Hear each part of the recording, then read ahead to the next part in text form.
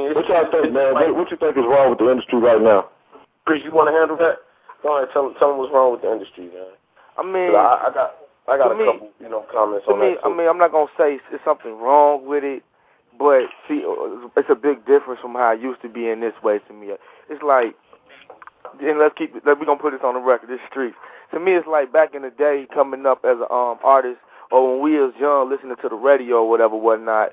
We'll listen to new people who got signed, and then it'd be those people that you'd be like, okay, he got signed. It was worth him being signed because he was just dope, or you had to be a cold artist to get signed or get on a video or something. You had Ludacris, you know what I'm saying, doing his thing coming, and then Lil Jon dropped. It's like everybody had something different, so it was worth getting signed.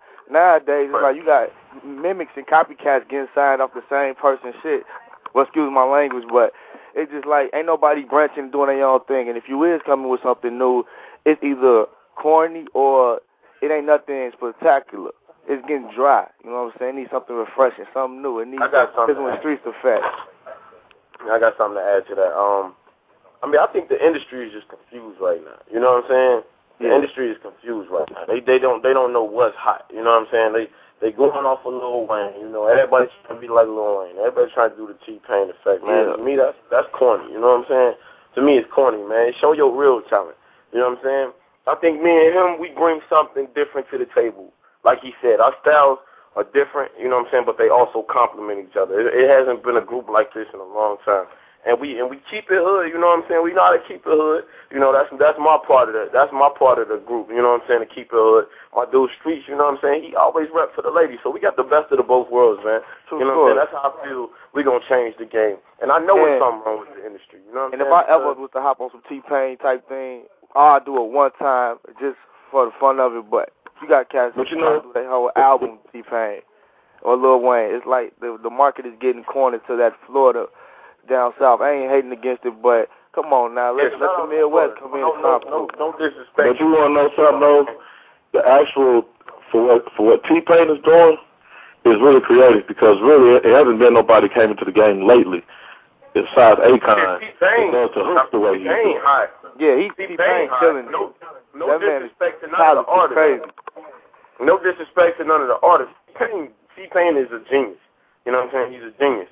But as far as everybody like else who like rapping and want to throw that little T-Pain effect on their voice, man, sometimes like do it one song. Don't keep doing it. You know what I'm saying? Leave that to him. You know what I'm saying? He ain't started, but he been doing his thing with it in our new age thing. You know, so let him do it. You know, he the man at that time. I'll tell you how the industry is going down the drain. Anytime you can go in the booth and say something like "Yeah, trick, yeah," like no, that's not what it do. The game went on. That's not what it do, man. They tripping out there, man.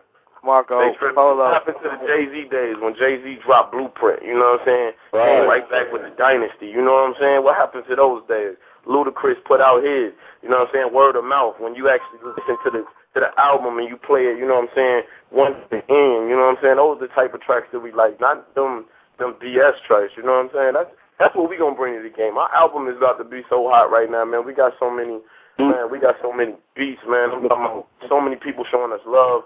It's going down, man. Real talk. All right, but y'all checking out Hype Radio with Tizzle Streetz right here, the whole Taj Longino. I want to ask y'all about the Warner Brothers situation. And tell us about Heat City Records and all the stuff y'all got going on over there and what's coming up next for Tizzle Streetz. Well, basically, right now, that situation with them is they gave us a distribution deal digitally. You know, across the internet as far as distributing us through iTunes and all your major ringtone outlets and single outlets, EP. You can download through Amazon on the MySpace. That's pretty much, they setting us up with a lot of exposure. We're trying to get a lot of shows done. So they're giving us the little distribution deal, which we grateful for. You know, it's like an even thing we got going on with them.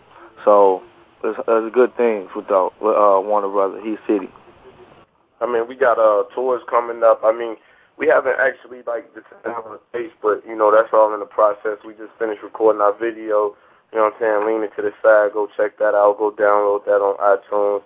You can check out all our music on TizzleandStreetz.com, MySpace.com/TizzleandStreetz.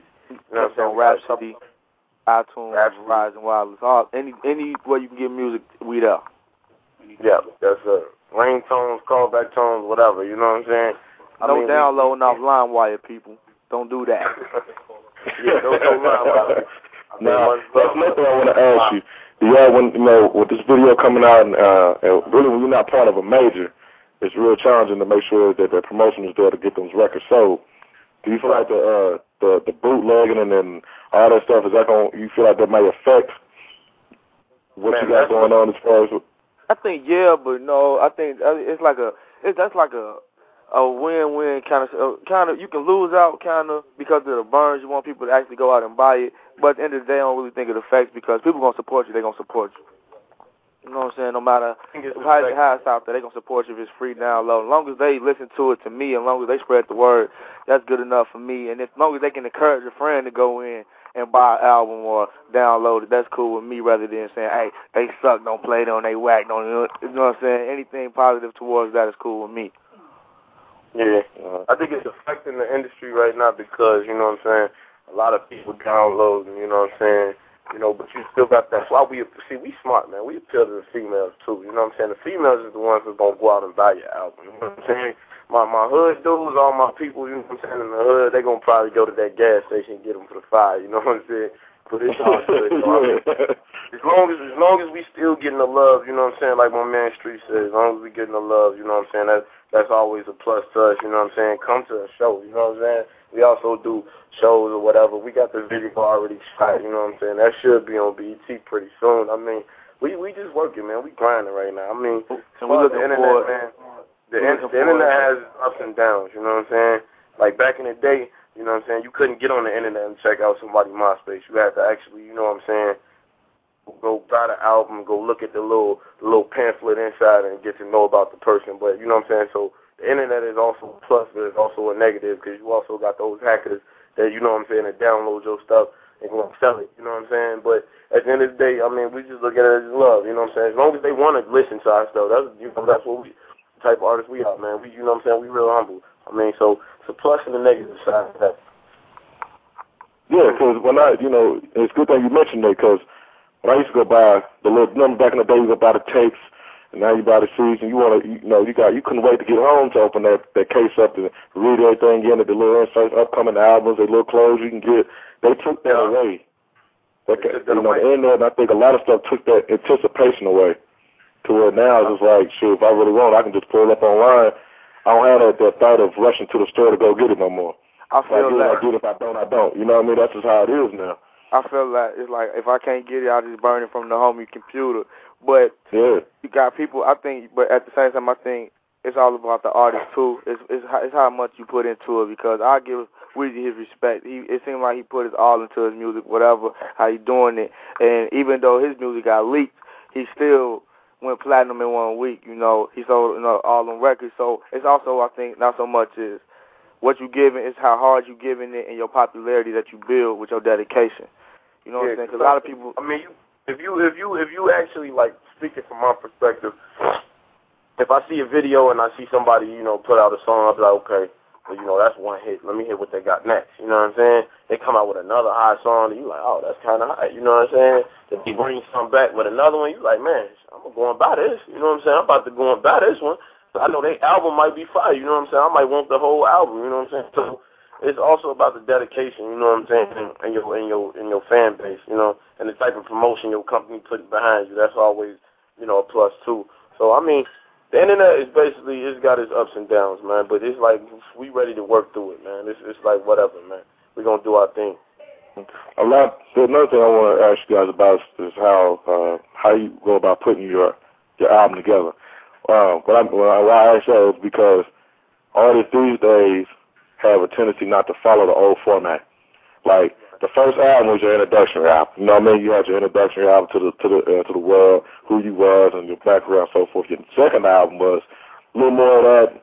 Then your third album, and then usually by the time you got to your fourth album, after you can pass the sophomore drinks and all that, then you started splurging on your records. Then you started celebrating a little bit because you didn't get through the hard parts of your career. So now it's time to celebrate a little bit. It seems like everybody, they pass all that up and get to the splurge as soon as they get to their first record, and then they burn out. You know what I mean? Right. So what do you guys do that's gonna, not to break that monotony, break that trend to where we're gonna have some music that's gonna last.